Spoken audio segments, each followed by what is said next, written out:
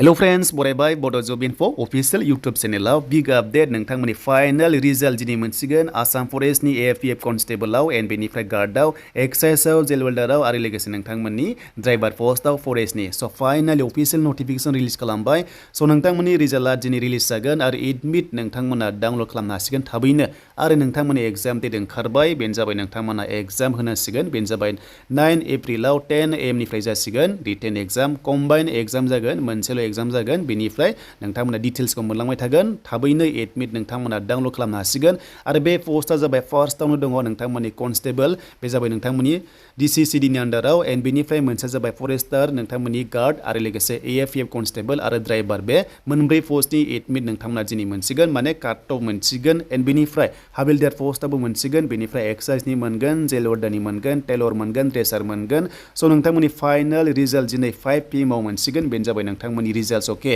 स' 5 PM आव नोंथांमोना एडमिट डाउनलोड खालामनो हासिगोन आरो एग्जामा नोंथांमोनाहाय 9 एप्रिलाव जागोन गासै मोनब्रै सेन्टार्सल' दङ कामरुप दङ एम बेनिफ्राय सनितपुर दङ काछार दङ जरहाट दङ स' नोंथांमोननि थाखाय latest update all the best थाबाय बयनिसिमबो नोंथांमोना जाहाथे काट अफआव थाङो आरो लोगोसे एग्जामखौ मोजां होयो जुदि नोंथांमोना एडमिट मोनाब्ला टल फ्रि नाम्बार होनाय दङ बेयाव कन्टेक्ट खालामनो हागोन जुदि माबाफोर प्रब्लेम जायोबा स' लेटेस्ट आपडेटआ बेनो नोंथांमोननि रिजाल्टआ दिनै आउट जासिगोन फाइनाल काट अफ बे जाबाय फिजिकेल टेस्टनि स' बेनिफ्राय एग्जाम होनांसिगोन 9 एप्रिलाव आरो बेयाव पास जानाय लोगो लोगो नोंथांमोननि भाइभा टेस्ट जागोन बा गुबुन गुबुन प्रसेस जागोन जेरैहाय फरेस्ट गार्डआवहाय थाबायनाय जागोन एन्ड बेनिफ्राय लास्टआव नोंथांमोना भाइभा टेस्ट पास जानाय लोगो लोगो साख्रि मोनसिगोन